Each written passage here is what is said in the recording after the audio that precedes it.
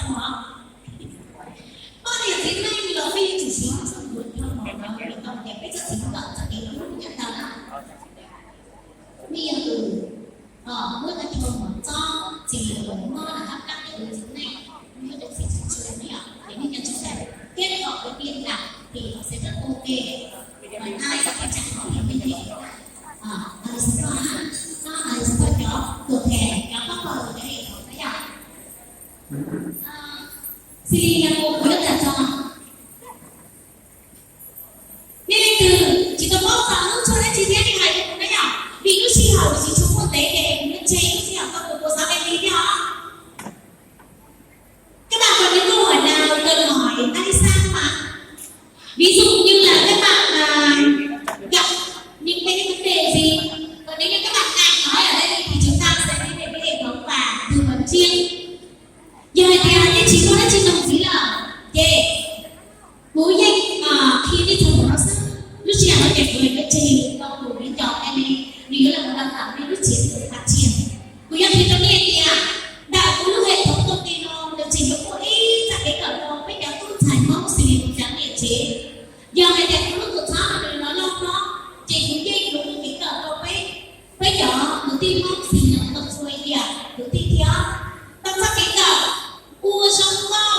ra cái cỡ chăm sóc da mặt ra cái cỡ gội đầu dưỡng sinh ra cái cỡ trang điểm gì là một đi ở chỗ này cũng là của tế cho là lúc tự tháo đi nó là một hưởng các cái chế độ chính sách là của lúc công ty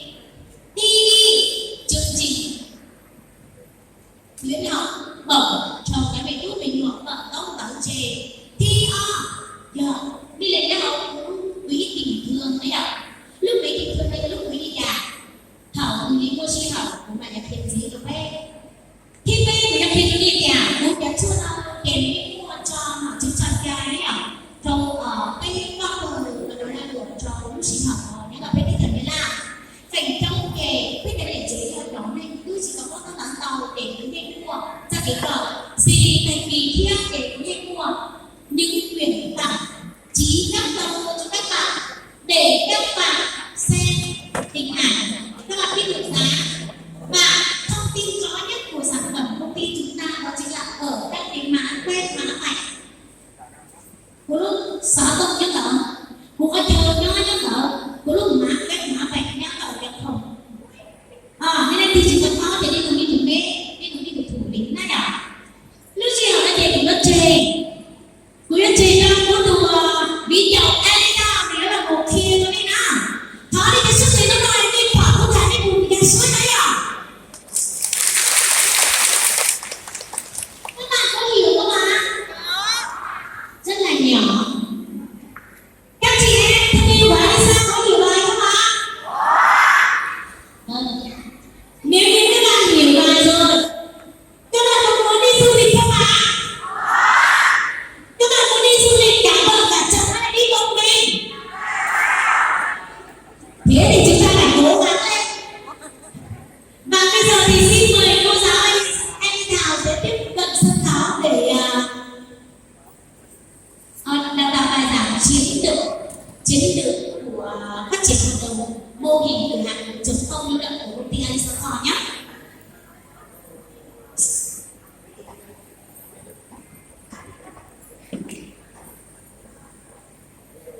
Thấu trong tôi với thủ box Alisa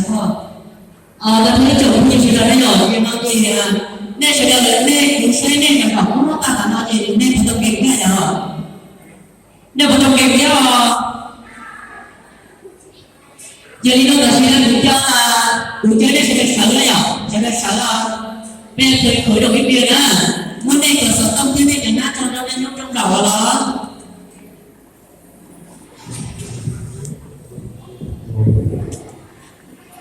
và bây giờ Liam xin mời các cái tay của tất cả các anh chị đang ở đâu ạ hãy giơ thật cao tay của mình lên đi ạ rồi cảm ơn tất cả các anh chị rất nhiều bây giờ Liam cần một bạn là tự tin mình xinh đẹp và đẹp trai nhất có thể dâng lên cho Liam ạ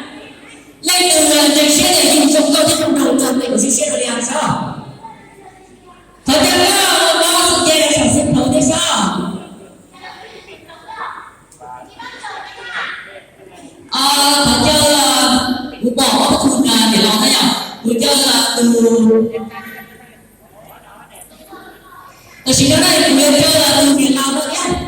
Từ Việt Nam thôi chơi là sản tiền đấy nè. Chơi là sản tiền đấy. Mình chơi từ mùa này là còn nhà chơi đây chơi là sản tiền đấy là chơi là Việt Nam mà.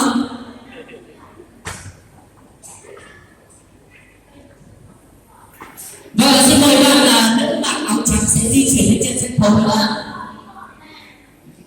Vụ bộ ấy cùng nhau đấy, một tí nữa chơi từ mùa là cho liếp một tí ở trong nó. Chơi từ mùa là cho liếp để thấy được đó, tôi phải là sân khấu nhá đó.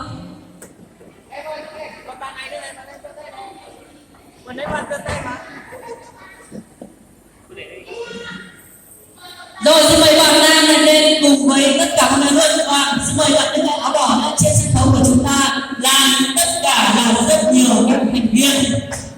xinh gái và đẹp trai đúng không ạ? Vâng, nên là nó nên là con nên của các bác sĩ họ ấy hả? Nên có làm tỏ thế họ. Giờ chị chia đây tỏ thế đó là chỉ nói thế là sẽ được trong đây ẩn na đây cái điện thoại cho sống trong đó. Y lung cha ấy bản nhạc sôi động đó tôi thì lo là ý tưởng thì phụ là một nhảy là tao cho sôi động một cái đó. Nên rồi cái chia qua sẵn sàng không? Sẵn sàng chưa?